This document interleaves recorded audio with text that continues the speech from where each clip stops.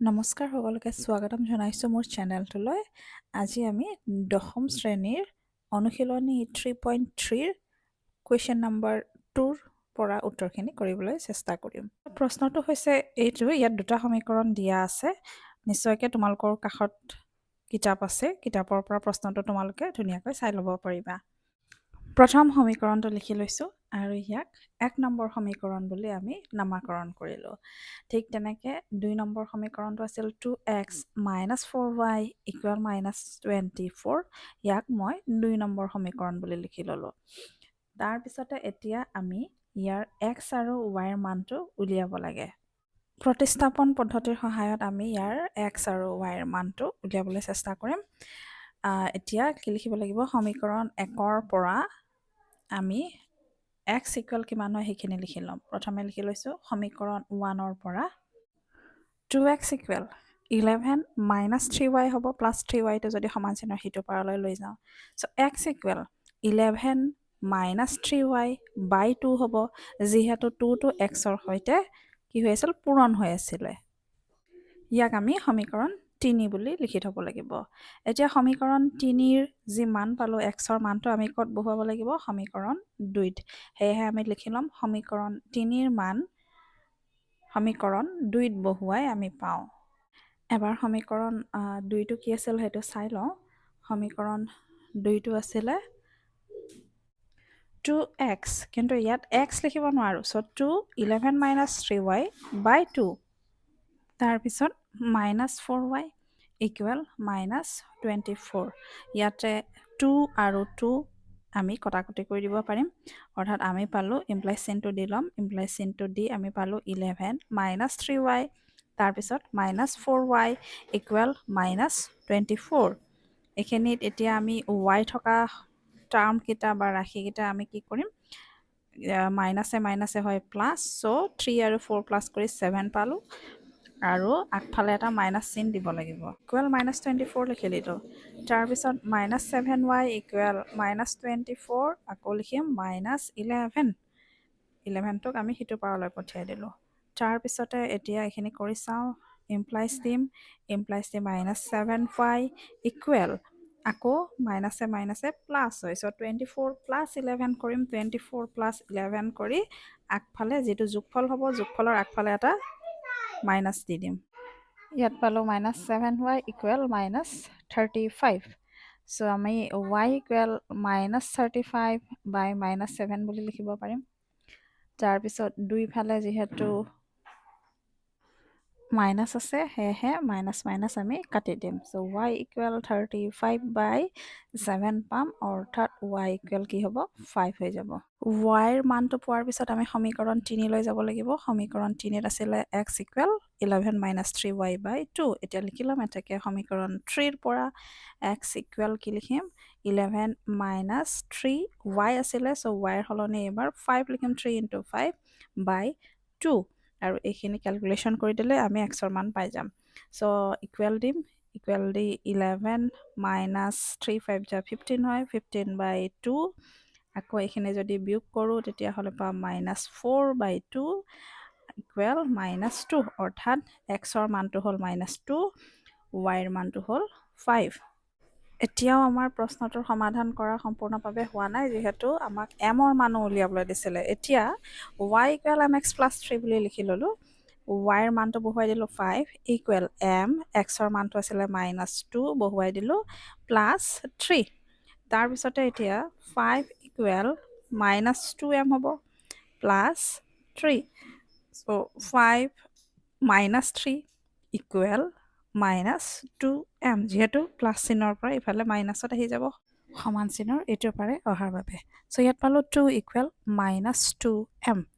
চ' -2m equal 2 বুলি আমি অলপ লিখি ল'লোঁ, এবাৰ ওলোটাকৈ লিখি ল'লোঁ। m ইকুৱেল 2 বাই -2, এতিয়া হ'ল m ইকুৱেল, ইয়াক আমি হৰণ কৰিলে পাম -1। চ' m ৰ মানটো আমি কি পাম, -1। এতিয়া পিছৰটো প্ৰশ্নলৈ আহোঁ। পিছৰটো প্ৰশ্নত সংখ্যা দুটাৰ কথা কোৱা হৈছে, সেয়েহে আমি প্ৰথমেই লিখিব লাগিব যে ধৰা হ'ল সংখ্যা দুটা x আৰু y, আৰু ব্ৰেকেটত আমি লিখিম x is greater than y, মানে xটো yতকৈ ডাঙৰ সংখ্যা হয়। তাৰপিছত চাম প্ৰশ্নত কি কৈছে। প্ৰশ্নত কৈছে দুটা সংখ্যাৰ পাৰ্থক্য, সংখ্যা দুটা আমি লৈছিলোঁ এক্স আৰু ৱাই বুলি। চ' পাৰ্থক্য মানে বিয়োগ চিন হয়। চ' এক্স মাইনাছ ৱাই ইকুৱেল, পাৰ্থক্যটো কিমান কৈছে 26। চ' এক্স মাইনাছ ৱাই ইকুৱেল 26, এইটো হ'ব আমাৰ প্ৰথমটো সমীকৰণ, 1 নম্বৰ সমীকৰণ বুলি দি দিওঁ। তাৰপিছত কৈছে এটা সংখ্যা আনটোৰ 3 গুণ হ'লে। চ' এটা সংখ্যা লৈ লৈছোঁ এক্সটো ডাঙৰ সংখ্যাটো, তাৰপিছতে আনটো সংখ্যা আছিলে ৱাই, তাৰ 3 গুণ অৰ্থাৎ 3ৰে পূৰণ কৰিব লাগিব। চ' এক্স ইকুৱেল 3y লিখিব লাগিব। ইয়াত হৈ গ'ল আমাৰ কি, এইটো সমীকৰণ নম্বৰ 2। এতিয়া আমি আকৌ প্ৰতিস্থাপন পদ্ধতি ব্যৱহাৰ কৰিম, কিন্তু এইবাৰ সমীকৰণ নম্বৰ 3 উলিওৱাৰ আমাৰ দৰকাৰ নাই, যিহেতু আমাৰ এক্সৰ মানটো অলৰেডি আমাক দিয়া আছে, এক্স মানে হৈছে 3y বুলি। চ' সমীকৰণ 1ত সমীকৰণ 2ৰ যি মান আছে আমি বহুৱাই দিব পাৰিম। সমীকৰণ 2ৰ মান সমীকৰণ 1ত বহুৱাই আমি পাওঁ, সমীকৰণ 1 আছিলে এক্স মাইনাছ ৱাই। চ' এক্সৰ সলনি 3y আৰু লগতে মাইনাছ ৱাই এটা ইকুৱেল 26। 3y মাইনাছ ৱাই হ'লে আমাৰ পাম 2y ইকুৱেল 26। চ' y ইকুৱেল 26/2 হৈ যাব। তাৰপিছত এইটো হৰণ কৰি আমি পাম y ইকুৱেল 13। ৱাইৰ মান পাই গ'লোঁ। নেক্সট আমি সমীকৰণ 2ৰ পৰা এক্সৰ মান উলিয়াম। চ' সমীকৰণ 2ৰ পৰা এক্স ইকুৱেল 3y আছিলে। চ' এক্স ইকুৱেল 3 পূৰণ ৱাইৰ মানটো বহুৱাই দিলোঁ 13 ইকুৱেল কি পাই গ'লোঁ 39। এতেকে সংখ্যা দুটা কি হৈ গ'ল, সংখ্যা দুটা হ'ল 39 আৰু আন এটা আছিলে কি 13। পিছৰ প্ৰশ্নটোক আমাক কোন দুটাৰ কথা কৈছে, সেয়েহে আমি প্ৰথমতে লিখি ল'ম। ধৰা হ'ল কোন দুটা এক্স কমা ৱাই, আৰু আকৌ আগৰ দৰে এক্সটো ধৰা আমি ডাঙৰ কোণ বুলি ধৰি ল'ম। So' X is greater than Y, এনেকৈ প্ৰথম শাৰী বাক্য আমি লিখি ল'ব লাগিব। তাৰপিছত প্ৰশ্নমতে বুলি দি প্ৰশ্নত কি কৈছে বা ক'ব বিচাৰিছে আমি সেইটো চাম। কৈছে যে দুটা সম্পূৰক কোণ, দুটা সম্পূৰক কোণ তেতিয়াহে হয় যেতিয়া সিহঁতৰ যোগফলটো 180 ডিগ্ৰী হয়। চ' কোণ দুটাৰ যোগফল কিমান হ'ব লাগিব 180 ডিগ্ৰী হ'ব লাগিব, অৰ্থাৎ x plus Y equal 180 degree. এইটো হৈ গৈছে আমাৰ প্ৰথমটো সমীকৰণ। তাৰপিছত কি বুলি কৈছে, ডাঙৰটো সৰুটোতকৈ 18 ডিগ্ৰী বেছি। চ' ডাঙৰ কোণটো আছিলে এক্স আৰু সৰু কোণটো আছিলে ৱাই। ৱাইৰ লগত যদি আমি 18 ডিগ্ৰী প্লাছ কৰি দিওঁ তেতিয়াহ'লে ই এক্সৰ সমান হ'ব। চ' এইটো হৈছে সমীকৰণ 2। এতিয়া ইয়াতেও আমাৰ সমীকৰণ 3ৰ প্ৰয়োজন নাই, যিহেতু এক্স ইকুৱেল আমাৰ দিয়াই আছে। সেয়েহে আমি সমীকৰণ 2ৰ মানটো ডাইৰেক্ট ক'ত বহুৱাব পাৰিম, সমীকৰণ 1ত বহুৱাব পাৰিম। আমি ধুনীয়াকৈ লিখি লওঁ, সমীকৰণ 2ৰ মান সমীকৰণ 1ত বহুৱাই আমি পাওঁ সমীকৰণ 1ত কি আছিলে এক্স প্লাছ ৱাই ইকুৱেল 180। চ' এক্সৰ সলনি ৱাই প্লাছ 18 লিখিলোঁ, লগতে এটা প্লাছ ৱাই দিম ইকুৱেল 180। চ' ৱাই প্লাছ ৱাই হ'লে 2y প্লাছ 18 ইকুৱেল 180। তাৰপিছতে ইমপ্লাইজ দিম, ইমপ্লাইজ দি 2yটো ইফালে ৰাখিম আৰু 18টো সিফাললৈ পঠিয়াই দিম, অৰ্থাৎ ই হৈ যাব -18। চ' 2y এইখিনি বিয়োগ কৰি চাম, বিয়োগ কৰি পালোঁ আমি 162। চ' y ইকুৱেল 162/2 হ'ব। তাৰপিছত এইটো হৰণ কৰিব লাগিল, y ইকুৱেল আমি পাই গ'লোঁ হৰণ কৰি 81। এতিয়া ৱাইৰ মান যদি 81 হয়, সমীকৰণ 2ৰ পৰা আমি এক্সৰ মানটো পাই যাম। এতেকে আমি কি লিখিব লাগিব, সমীকৰণ 2ৰ পৰা এক্স ইকুৱেল কি আছিলে ৱাই প্লাছ 18 আছিলে। চ' ৱাইৰ মানটো আমি পাইছিলোঁ 81। চ' 81 প্লাছ 18, এতিয়া এইখিনি যোগ কৰি দিওঁ, যোগ কৰি পালোঁ আমি 99। চ' এক্সৰ মানটো 99, ৱাইৰ মানটো 81, অৰ্থাৎ কোণ দুটা কি হ'ব, এটা কোণ হ'ব 99 ডিগ্ৰী, আনটো কোণ হ'ব 81 ডিগ্ৰী।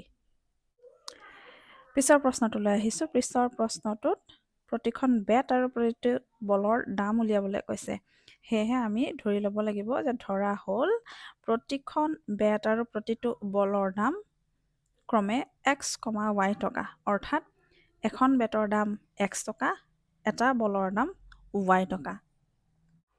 তাৰপিছতে প্ৰশ্নমতে বুলি লিখিলোঁ। এতিয়া আমাৰ কাম হ'ল সমীকৰণ বনোৱা। ইয়াতে দিছে যে 7খন বেট 7 বেটৰ কি লৈছিলোঁ এক্স লৈছোঁ, 7খন বেটৰ দাম মানে এখন বেটৰ দাম এক্স লৈছিলোঁ। চ' 7x আৰু 6টা বল নে 6y এই দুটা সিহঁতে কিমানত কিনিছিলে 3800 টকাত সেইকাৰণে plus 7x plus 6y equal 3800 এইটো সমীকৰণ 1 ঠিক তেনেকৈ তিনিখন বেট চ 3x প্লাছ 5টা বল 5y ইকুৱেল 1750 এইটো হৈছে সমীকৰণ 2 যিহেতু ইয়াত x ইকুৱেল বুলি কোনো আমি সমীকৰণ পোৱা নাই সেয়েহে আমি সমীকৰণ 3 উলিয়াই ল'ব লাগিব আৰু সমীকৰণ 3টো আমি ক'ৰ পৰা উলিয়াম সমীকৰণ 1ৰ পৰা উলিয়াম সমীকৰণ 1ৰ পৰা কি পালো আমি 7x equal 3800 minus 6y plus 6y আছিলে সমান চিহ্নৰ সিটো পাৰে যোৱাত ই মাইনাছ 6y হৈ গ'ল চ' x ইকুৱেল 3800 মাইনাছ 6y বাই 7 এইটো হৈছে সমীকৰণ 3 এতিয়া এই xৰ মান সমীকৰণ 3ৰ মানটো আমি ক'ত বহাব লাগিব সমীকৰণ 2ত বহুৱাব লাগিব মানে সমীকৰণ 2ত আমি x নিলিখো xৰ সলনি এইখিনি মানে 3800 মাইনাছ 6y বাই 7 এইখিনি লিখিম বাকী সকলোখিনি একেই থাকিব আৰু তাৰ পৰা আমি সমীকৰণ yৰ মানটো পাম ইয়াত লিখি ল'লো সমীকৰণ 3ৰ মান সমীকৰণ 2ত বহুৱাই আমি পাওঁ এবাৰ চাই লৈছোঁ সমীকৰণটো কি আছিলে 3x প্লাছ 5y চ' 3 ইনটু xৰ সলনি 3800 মাইনাছ 6y বাই 7 লিখি ল'লোঁ ব্ৰেকেট এটা দি ল'লোঁ প্লাছ 5y লিখি ল'লোঁ এইফালে 5y ইকুৱেল 1750 এতিয়া এইফালে 3 আৰু 7 কটাকটি নাযায় কটাকটি নোযোৱাৰ ফলত আমি কি কৰিব লাগিব 3টো ওপৰৰ যিখিনি আমাৰ সংখ্যা আছে এলফাবেট আছে সেইখিনিৰ লগত পূৰণ কৰিব লাগিব প্ৰথমে 3 আৰু 3800 পূৰণ কৰিলোঁ আমি পালোঁ 11400 মাইনাছ দিলোঁ এতিয়া 3 আৰু 6y পূৰণ কৰিছোঁ পূৰণ কৰি পালোঁ 18y তাৰপিছতে একেটা শাৰীটা কৰি দিছোঁ এই 7 আৰু 5 পূৰণ কৰিছোঁ 7 আৰু 5 কৰিলে 35 আৰু এটা y 35y বাই 7 ইকুৱেল 1750 এইটো হৈছে লসাগুও লৈ লৈছোঁ একেলগে পূৰণো কৰিছোঁ লগতে লসাগুও লৈ লৈছোঁ এতিয়া y থকা ৰাশিবিলাকক আমি প্লাছ মাইনাছ কি কৰিব দিছে সেইটো চাই লৈছোঁ 11400 তাৰপিছত মাইনাছে প্লাছে মাইনাছ চ' 35ৰ পৰা 18 মাইনাছ কৰি পালোঁ 17y ইকুৱেল 1750 আৰু এই তলৰ 7টো সিফালে গৈ আমাৰ হৈ গ'ল পূৰণ 7 চ' ইয়াত 17y ইকুৱেল এইখিনি পূৰণ কৰি পালোঁ 12250 এবাৰ আহিব মাইনাছ 11400 যিহেতু ই সমান চিহ্নৰ সিটো পাৰৰ পৰা আহিছে চ' 17y ইকুৱেল এইখিনি বিয়োগ কৰি পাম 850 চ' y ইকুৱেল আমি পালোঁ 850 বাই 17 ইয়াক আৰু আমি যদি হৰণ কৰি দিওঁ তেতিয়াহ'লে পাম y ইকুৱেল 50 চ' এতিয়া yৰ মানটো পাই গ'লোঁ সমীকৰণ 3ত আমি xৰ মানটো উলিয়াব পাৰিম চ' সমীকৰণ 3টো চাই লৈছোঁ এটাকে সমীকৰণ 3ৰ পৰা বুলি লিখি ল'ম x ইকুৱেল আছিলে 3800 মাইনাছ 6 ইনটু yৰ মানটো আছিলে 50 বাই 7 এতিয়া এইখিনি কেলকুলেশ্যন কৰাৰ টাইম 3800 6 আৰু 5 30 হ'ল আৰু এটা 0 300 হ'ল এইখিনি পূৰণ কৰি বাই 7 এইটো যদি মাইনাছ কৰোঁ 3500 বাই 7 চ' ইয়াক যদি হৰণ কৰোঁ আমি পাম 500 অৰ্থাৎ আমি xৰ মান পালোঁ 500 yৰ মান পালোঁ 50 চ' প্ৰতিখন বেটৰ দাম কিমান হ'ব 500 টকা আৰু প্ৰতিটো বলৰ দাম হ'ব 50 টকা